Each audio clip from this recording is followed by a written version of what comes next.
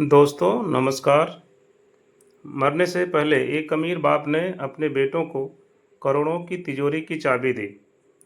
लेकिन जब तिजोरी खुली तो जो सच बाहर आया उसने दोनों भाइयों के पैरों तले जमीन खिसका दी। चलिए कहानी शुरू करते हैं।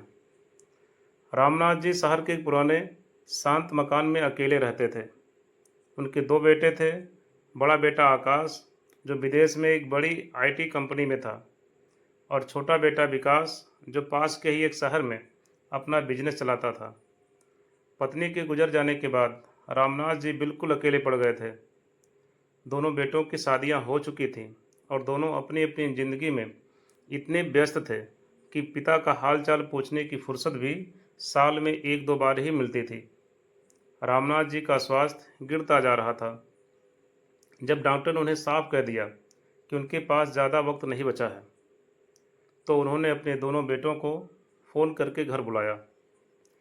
कई महीनों बाद दोनों बेटे अपने अपने परिवारों के साथ घर लौटे। लेकिन उनके मन में पिता की सेहत से ज़्यादा एक सवाल घूम रहा था। पिताजी की संपत्ति का क्या होगा? रामनाथ जी ने दोनों को अपने कमरे में बुलाया। कमरे के कोने में लोहे की एक बहुत पुरानी भारी तिजोरी रखी थी। रामनाथ जी ने कमज़ोर आवाज़ में कहा, बेटा, अब मेरा अंतिम समय नज़दीक है। ज़िंदगी भर की मेरी सारी कमाई, मेरे सारे जेवर, मेरी ज़मीन के कागज़ इस लोहे की तिजोरी में बंद हैं। मैं नहीं चाहता कि मेरे बाद तुम दोनों में कोई झगड़ा हो, इसलिए मैंने एक वसीयत बनाई है जो इस तिजोरी के अंदर ही रखी है। तभी रामनाथ जी ने अपनी जेब से एक लाल कपड़े में लिपटा हुआ लिफाफा निकाला। उन्होंने कहा, इस लिफाफे में इस तिजोरी की चाबी है, लेकिन मेरी एक शर्त है। मेरी मौत से पहले ये तिजोरी नहीं खुलेगी, और जिस दिन मैं इस दुनिया से जाऊं, तुम दोनों को पहले मेरी आखिरी इच्छा पूरी करनी होगी, तभी यह लिफाफा खुलेगा। दोनों बेटों ने उत्सुकता और लालच में तुरंत हाँ कर दी। उसी रात रामनाथ जी ने अंतिम सांस ली। अंतिम संस्कार के बाद दोनों भाई तुरंत घर लौटे। आकाश ने वह लाल लिफाफा खोला।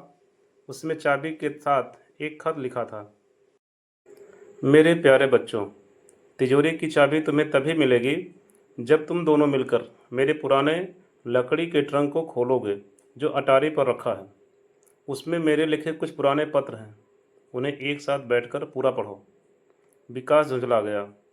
पिताजी भी न जाने जाते जाते भी क्या खेल कर रहे हैं। सीधे चाबी दे देते, लेकिन तिजोरी के लालच में दोनों भाई अटारी में गए और धूल से भरा हुआ पुराना ट्रंक नीचे लाए। जब उन्होंने ट्रंक खोला तो उसमें से 3 डायरियां और ढेरों खत निकले। पहले खत पर लिखा था, आकाश के बचपन की कड़वी सच्चाई।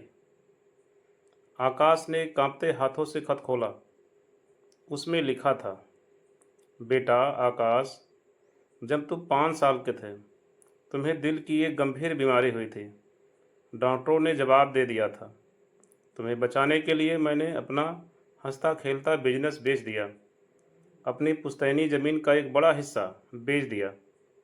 रात रात भर जागकर तुम्हें गोद में लेकर टहलता था।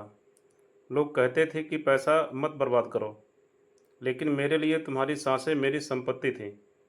यह पढ़कर आकाश के आंखों से आंसू छलक पड़े।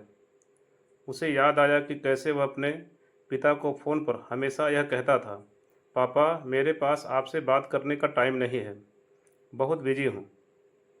फिर विकास ने दूसरा खत खोला। उस पर लिखा था, विकास की रातें। खत में लिखा था, विकास बेटा, जब तुम कॉलेज में थे और तुम्हारा एक्सीडेंट हुआ था, तब महीने भर मैं अस्पताल के बाहर फर्श पर सोया था। तुमने जब पहली बार अपना नया काम शुरू किया और नुकसान हुआ, तो मैंने अपनी बची कुची जमा पूंजी चुपके से तुम्हारे बैंक अकाउंट में डलवा दी थी, ताकि तुम्हारा हौसला न टूटे। विकास फुट फुट कर रोने लगा।